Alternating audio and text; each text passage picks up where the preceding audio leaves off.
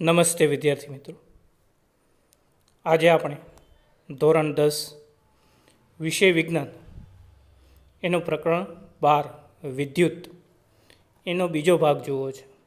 આ અગાઉ આપણે ભાગ 1 જોયો હતો.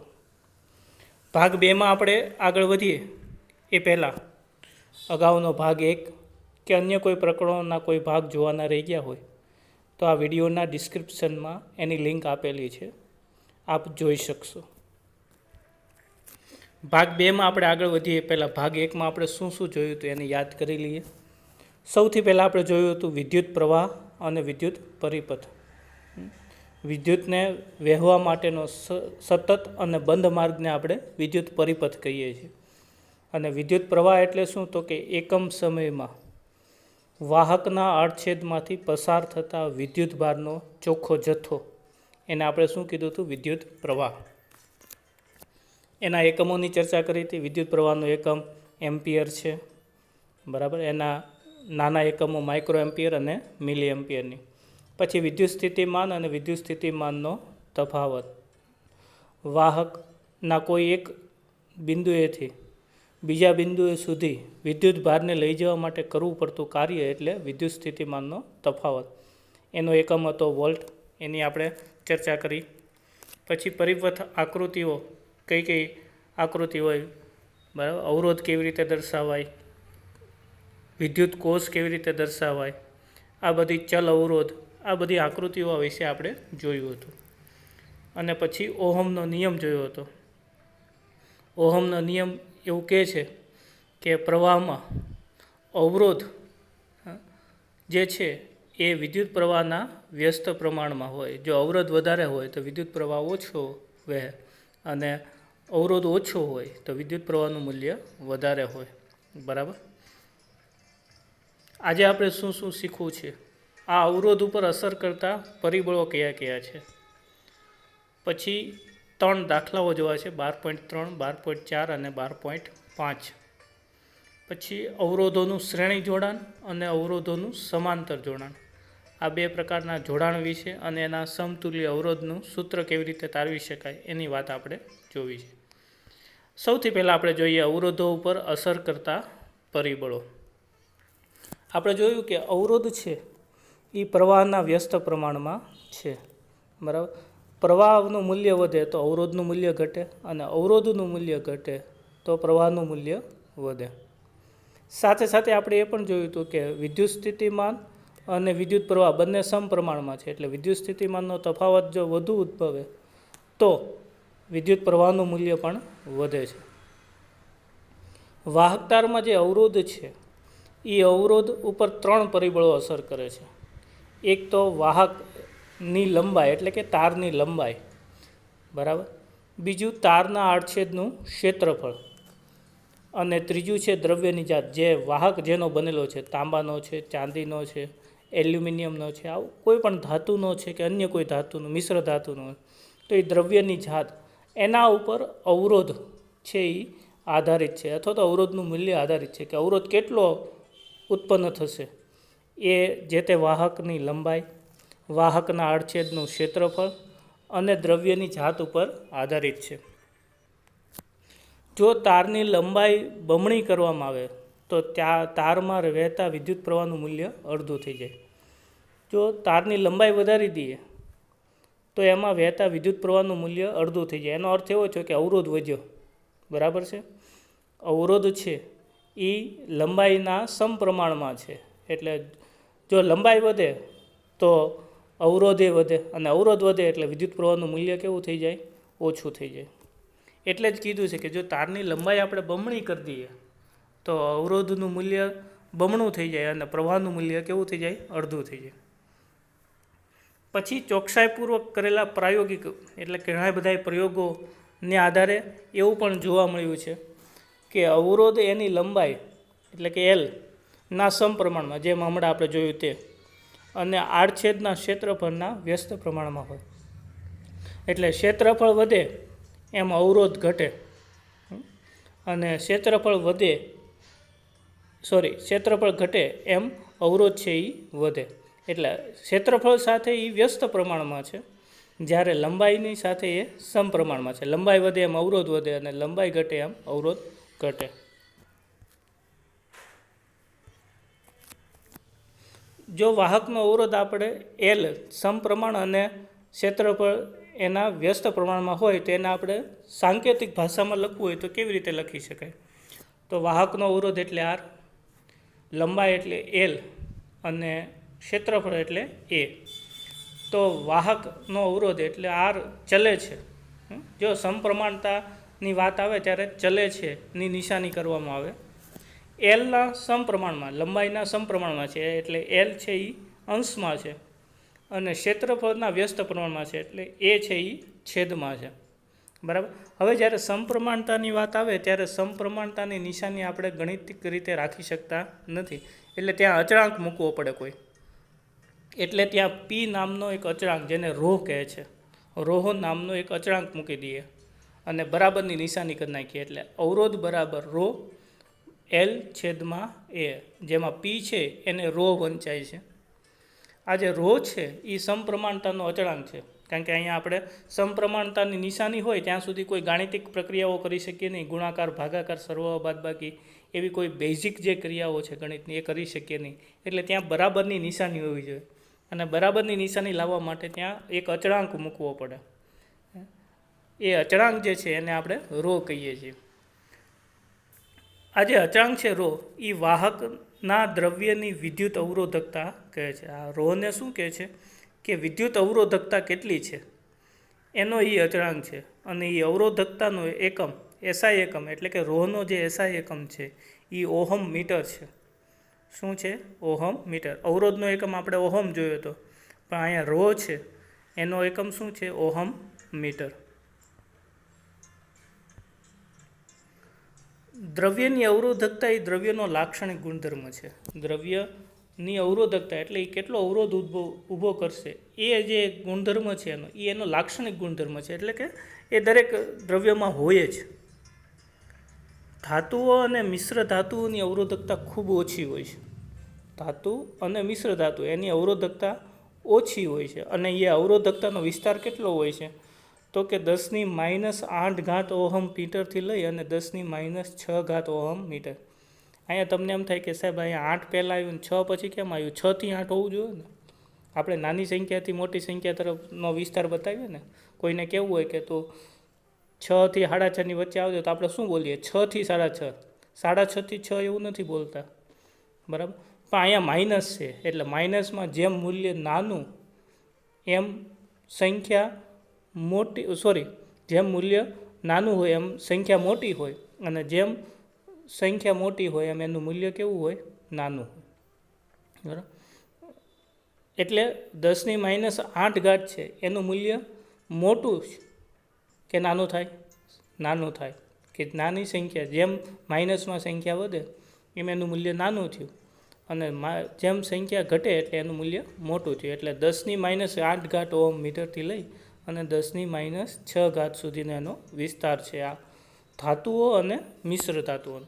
એટલે એ વિદ્યુતના સારા વાહક છે. આપણે અગાઉ ઘણી બધી વખત તમે જાણ્યું છે કે ભાઈ ધાતુઓ છે એ વિદ્યુતની સુવાહક છે, પણ શું કરવા? તો કે એની અવરોધકતા છે એ ઓછી છે. અને અવરોધકતા કેટલી ઓછી છે? તો કે જે એનો અવરોધકતાનો વિસ્તાર છે એ 10⁻⁸ ઓહમ મીટરથી લઈ અને 10⁻⁶ ઓહમ મીટર સુધીનો છે. જ્યારે અવાહકો એટલે કે અધાતુઓ છે કે બીજી કોઈ અવાહકો છે, રબર છે, કાચ છે, એનો અવરોધકતાનો વિસ્તાર 10⁻12 ઓહમ મીટરથી લઈ 10⁻17. જો હવે અહીંયા પ્લસ છે એટલે નાની સંખ્યા પહેલાં આવી ને મોટી સંખ્યા પછી આવી, એટલે 10⁻12 ઓહમ મીટર. જો ઓલું માઇનસમાં છે એની અવરોધકતા અને અહીંયા પ્લસમાં છે, એટલે ખૂબ મોટો વિસ્તાર છે, ખૂબ મોટી અવરોધકતા છે. એટલે એ અવાહકો છે અથવા તો મંદ વાહકો છે. દ્રવ્યનો અવરોધ અને એની અવરોધકતા બંને તાપમાન સાથે બદલાય છે. આ જે દ્રવ્યનો અવરોધ છે એ અને એની અવરોધકતા આ બંને તાપમાન સાથે બદલાય. તાપમાન બદલાય તો એની અવરોધકતા બદલાય. બરાબર. મિશ્ર ધાતુની અવરોધકતા તેની મૂળ ધાતુ કરતાં વધુ હોય છે. કોઈ મિશ્ર ધાતુ હોય જેમ કે સ્ટેનલેસ સ્ટીલ છે એ મિશ્ર ધાતુ છે, પિત્તળ છે એ મિશ્ર ધાતુ છે, તો એ મિશ્ર ધાતુની અવરોધકતા તેની મૂળ ધાતુ પિત્તળ છે એ તાંબુ અને ઝીંક જસત અને બીજી ધાતુઓનું મિશ્રણ છે, તો એ તાંબુ છે એના કરતાં એ પિત્તળની જે અવરોધકતા છે એ વધારે હોય, એટલે એનો અવરોધ વધારે હોય, એમાં વહેતો વિદ્યુત પ્રવાહનું મૂલ્ય છે એ ઓછું હોય. મિશ્ર ધાતુઓ ઊંચા તાપમાને ત્વરિત ઓક્સિડાઇઝ અથવા તો દહન પામતી નથી.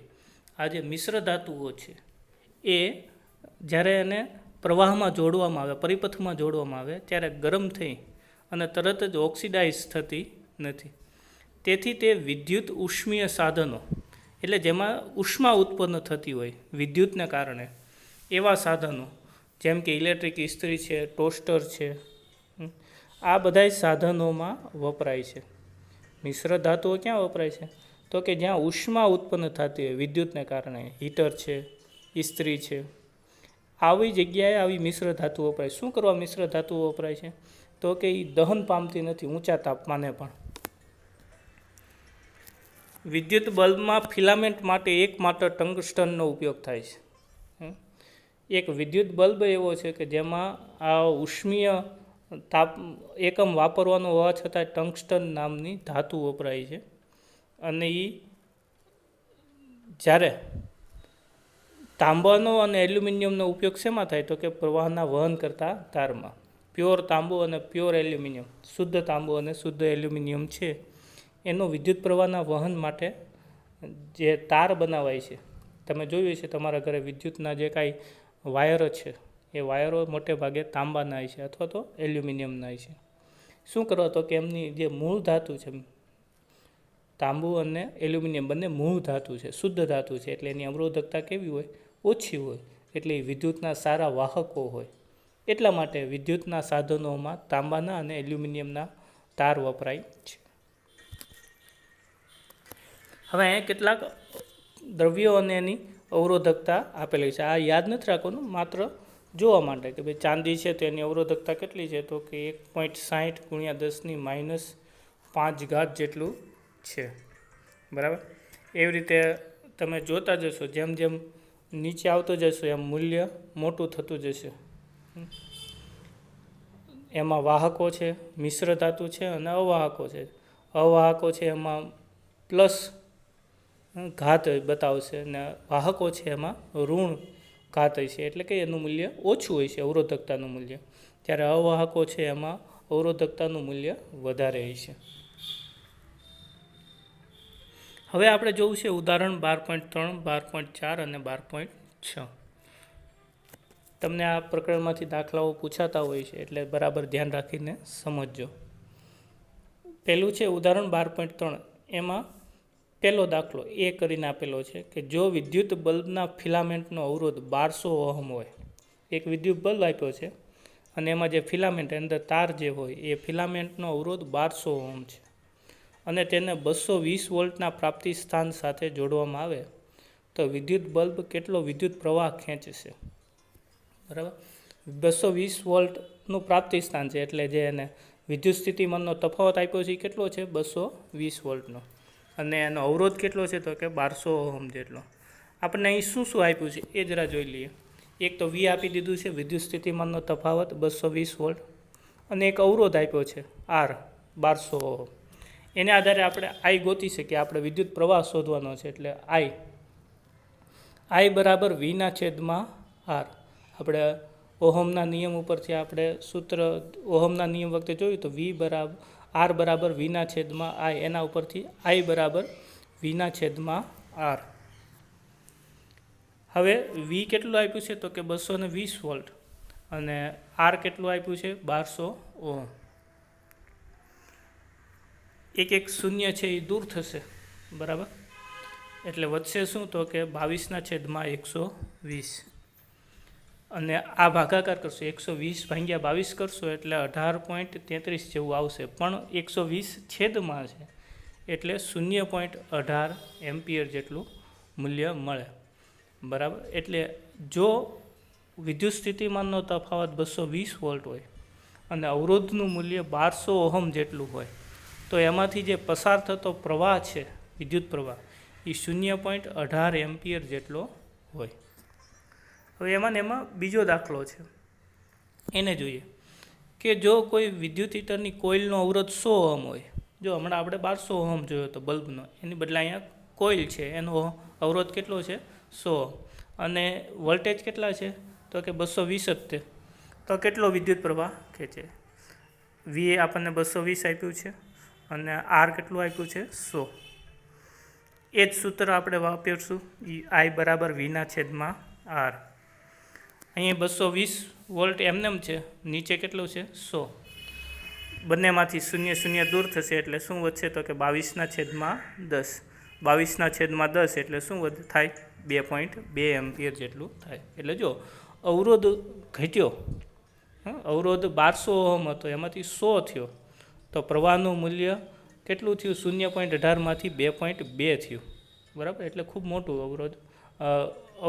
અવરોધ ઘટ્યો એટલે પ્રવાહનું મૂલ્ય વધ્યું. એટલે એનો વ્યસ્ત પ્રમાણમાં છે. મેં હમણાં કીધું ને કે પ્રવાહ અને અવરોધ છે એ એકબીજાના વ્યસ્ત પ્રમાણમાં છે. જો પ્રવાહ વધે તો અવરોધ ઘટે અને અવરોધ વધે તો પ્રવાહ ઘટે. હવે બીજો દાખલો આપણે જોઈએ 12.4. એક વિદ્યુત હીટર એના પ્રાપ્તિ સ્થાનમાંથી 4 એમ્પિયર જેટલો પ્રવાહ ખેંચે છે. આઈ પ્રવાહ એટલે આઈ. ત્યારે એના બે છેડા વચ્ચે જે વિદ્યુત સ્થિતિમાનનો તફાવત ઉદ્ભવે એ 60 વોલ્ટ જેટલો છે. જો વિદ્યુત સ્થિતિમાનનો તફાવત આપણે 120 સુધી લઈ જઈએ તો કેટલો પ્રવાહ ખેંચે? એટલે જો 60 વોલ્ટનો જ્યારે વિદ્યુત સ્થિતિમાનનો તફાવત હોય ત્યારે 4 એમ્પિયર જેટલો પ્રવાહ આપણને આપે છે. હવે એ 60 વાળો આપણે બમણો કરીએ, 120 કરીએ તો કેટલો પ્રવાહ આપણને મળે? એ ગોતવા માટે આપણે પહેલાં અવરોધ શોધવો પડશે. જોઈએ આપણને શું આપ્યું છે. પહેલાં 60 આપ્યા છે વોલ્ટેજ, અને પ્રવાહનું મૂલ્ય કેટલું આપ્યું છે 4 એમ્પિયર. એને આધારે આપણે અવરોધ ગોતીએ. હમણાં જે આપણે સૂત્ર જોયું આઈ બરાબર વીના છેદમાં આર ઉપરથી આપણે આરને કરતા બનાવીએ તો શું થાય વીના છેદમાં આઈ. હવે વી કેટલું આપ્યું છે તો કે 60 વોલ્ટ, અને પ્રવાહ કેટલો આપ્યો છે 4 એમ્પિયર. એટલે 60 ભાગ્યા 4 એટલે 15. એટલે આર બરાબર કેટલું મળ્યું આપણને 15. એટલે અવરોધ કેટલો છે 15 ઓહમ જેટલો મળ્યો.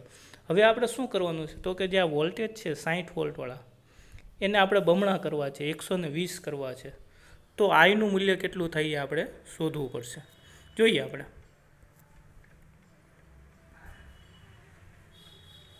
હવે અહીંયા વી આપણે કેટલું લઈએ છીએ 120, અને અવરોધ કેટલો આપણને મળ્યો 15 એ રાખીએ. સૂત્ર એ નહીં રાખીએ આઈ બરાબર વીના છેદમાં આર, કારણ કે હવે આપણે વી અને આરનું મૂલ્યને આધારે આપણે આઈનું મૂલ્ય શોધવાનું છે. વી કેટલું છે તો કે 120 અને આર કેટલું છે તો કે 15. બરાબર, 120 ભાગ્યા 15 કરશો તમે એટલે કેટલું મળશે 8. આઈ બરાબર 8. એટલે જુઓ તમે, જ્યારે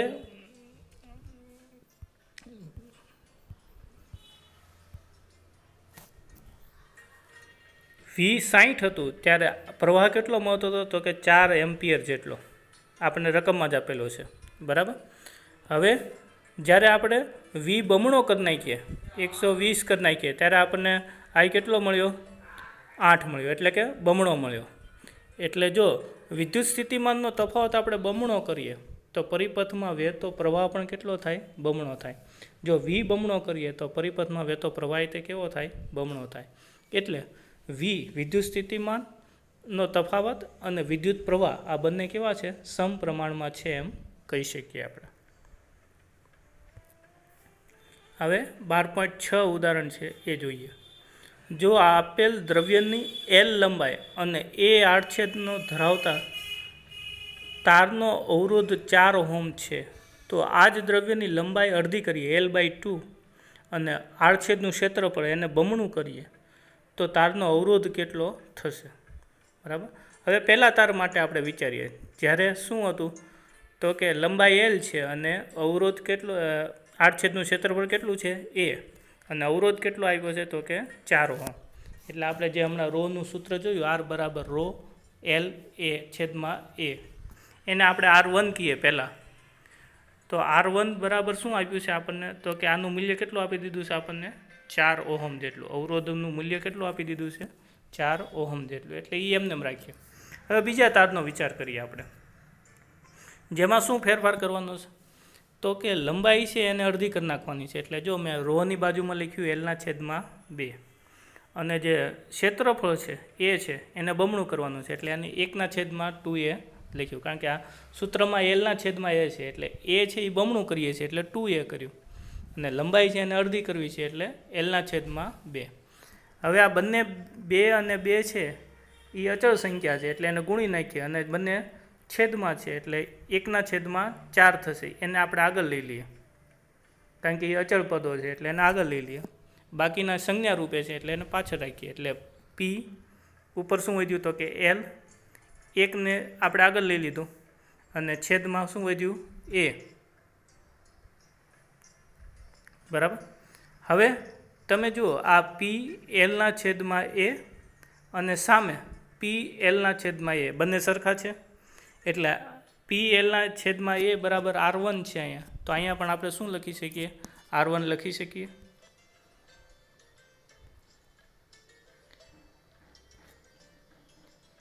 જો આ બંને ફરીથી સૂત્રો બંનેનું બરાબર.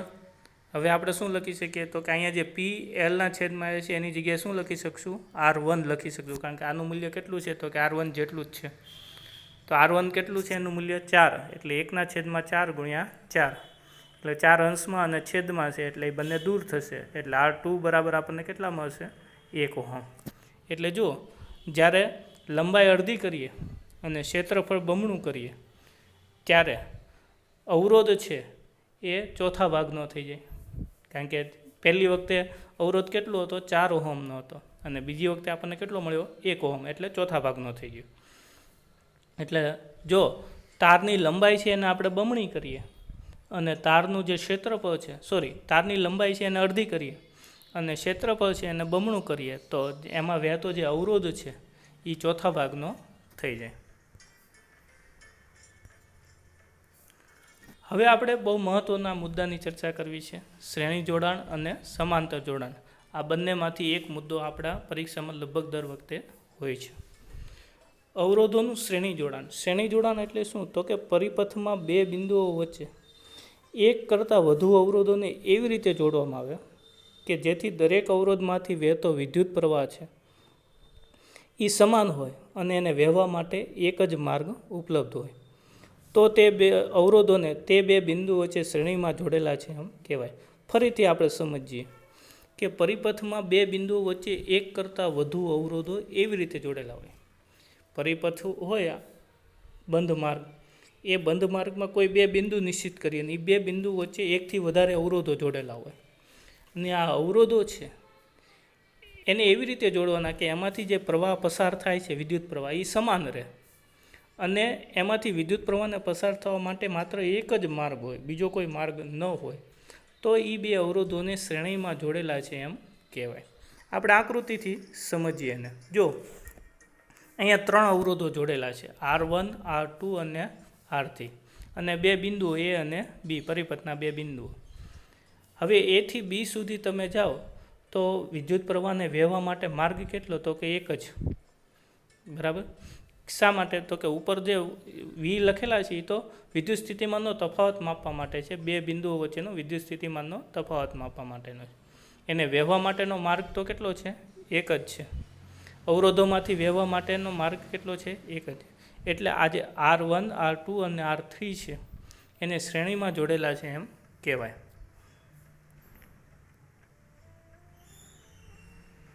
હવે આ જે 3 જોડ્યા છે એની ત્રણેયનો જેટલું મૂલ્ય થાય એની જેટલું એક આપણે લઈ લઈએ તો નીચે જેવી આકૃતિ બને.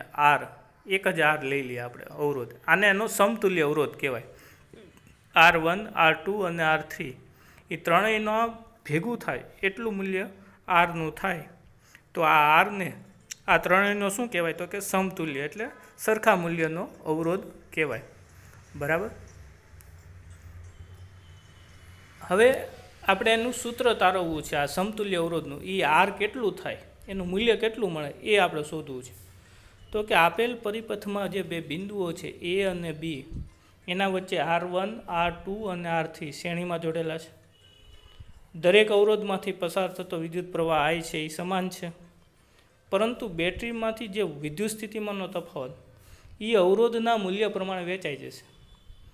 પ્રવાહ સમાન રહેશે, પણ V જે છે વોલ્ટેજ એ ત્રણેયમાં વેચાઈ જશે. જેનું અવરોધનું મૂલ્ય છે એ પ્રમાણે એમાં વેચાઈ જશે. એટલે શું થશે તો કે R1, R2 અને R3 પરનો વિદ્યુત સ્થિતિમાનનો તફાવત ધારો કે V1, V2 અને V3 હોય તો V બરાબર શું લખી શકાય તો કે V1, V2 અને V3 કુલ વિદ્યુત સ્થિતિમાન કેટલું થાય તો કે આ ત્રણેયના સરવાળા જેટલું થાય. V1, V2 અને V3 છે, કારણ કે એ ત્રણેયમાં અલગ અલગ છે. વિદ્યુત સ્થિતિમાનનો તફાવત છે એ ત્રણેયમાં અલગ અલગ હશે. શું કરવા અલગ અલગ હશે તો કે અવરોધનું મૂલ્ય જુદું જુદું હોય એટલા માટે. હવે પરિપથમાં 3 અવરોધને બદલે એક અવરોધ R જોડવામાં આવે. હમણાં આપણે આકૃતિમાં જોયું એમ, જો અહીંયા આકૃતિમાં આ 3ને બદલે આપણે કેટલા જોયા હતા, એક જ અવરોધ જોડીએ R. તો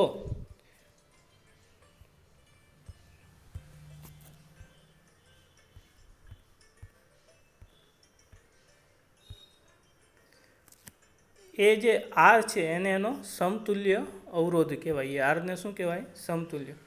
હવે સમતુલ્ય અવરોધ માટે V બરાબર IR, આપણે જે ઓહમનો નિયમ હતો V બરાબર IR બરાબર, અથવા તો R બરાબર Vના છેદમાં I ઉપરથી V બરાબર IR લખી શકીએ.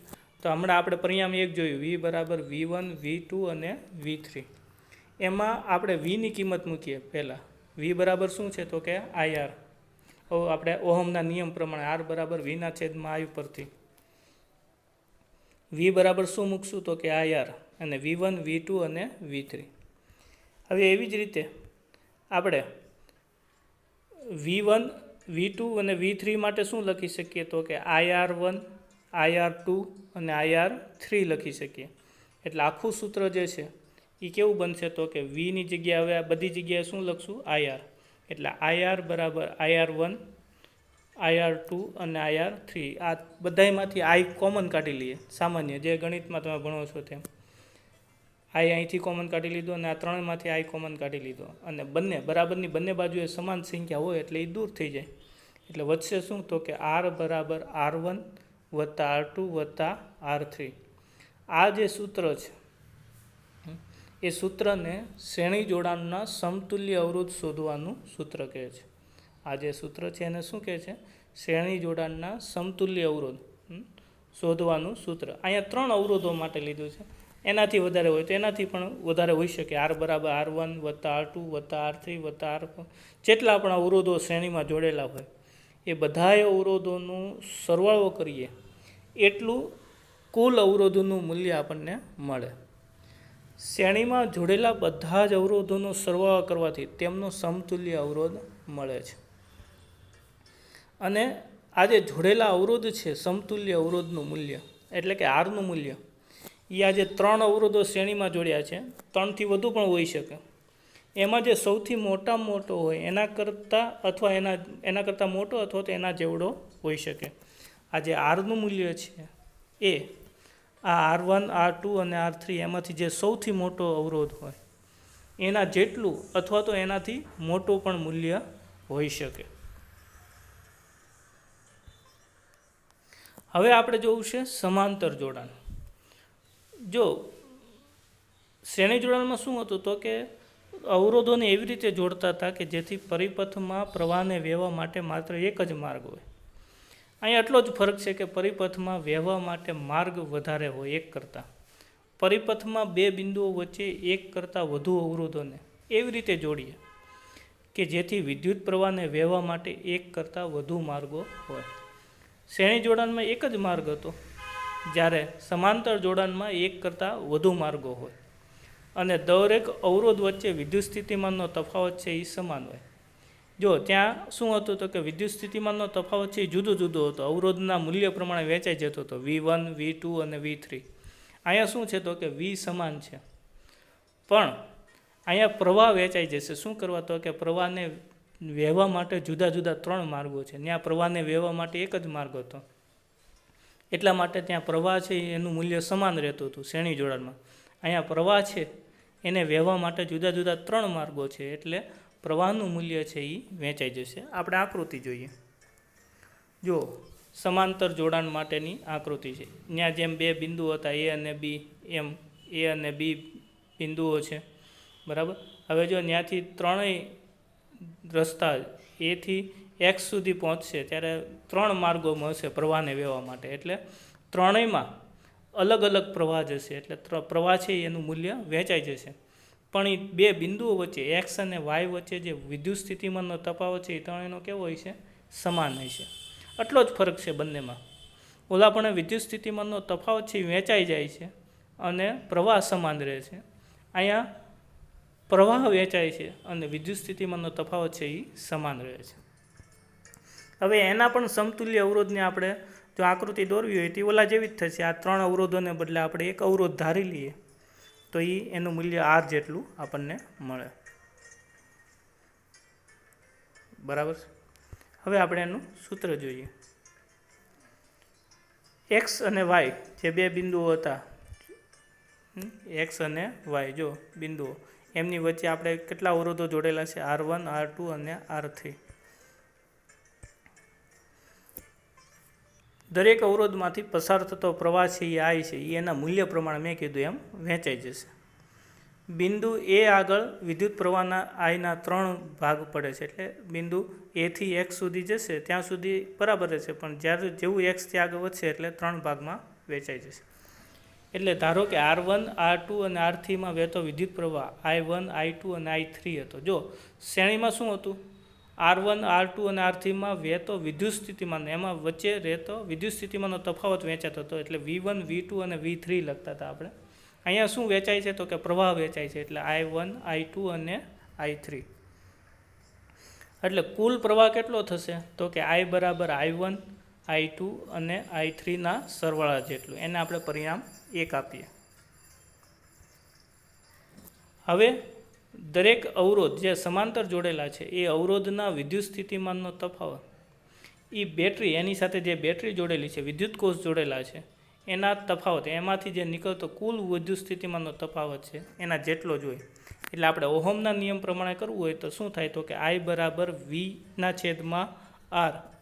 ઉપરથી આપણે શું લખી શકીએ? તો કે I1 બરાબર V/R1, અવરોધો આપણે 3 છે, એટલે I2 બરાબર V/R2 અને I3 બરાબર V/R3.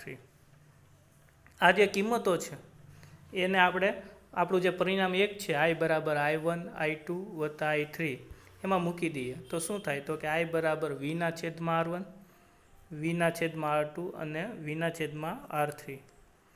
હવે ત્રણેય અવરોધોને બદલે આપણે એક જ અવરોધ R જોડીએ, જે નીચેની આકૃતિ હતું, તો એનો વિદ્યુત પ્રવાહ કેટલો હોય? તો કે I જેટલો હોય, અને R ને પરિપથનો સમતુલ્ય અવરોધ કહેવાય.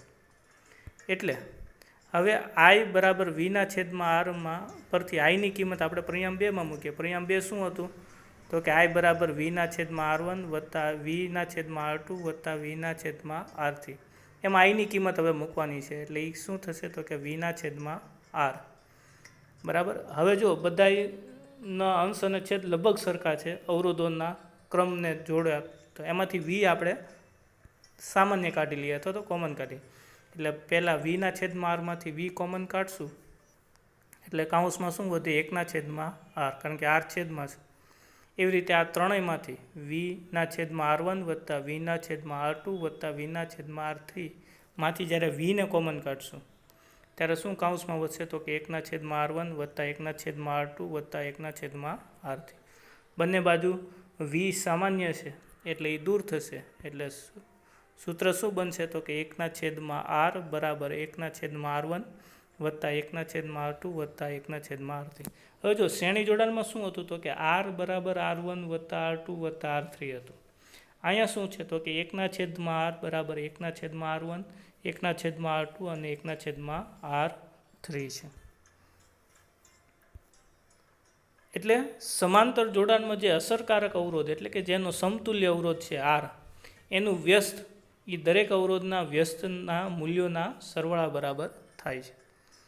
સમાંતર જોડાણમાં સમતુલ્ય અવરોધનું મૂલ્ય એના જોડેલા એટલે કે R1 R2 અને R3 કે એનાથી વધુ હોય તો એ પણ, એમાં જે નાનામાં નાનો અવરોધ હોય એના જેટલું કે એનાથી પણ નાનું હોઈ શકે.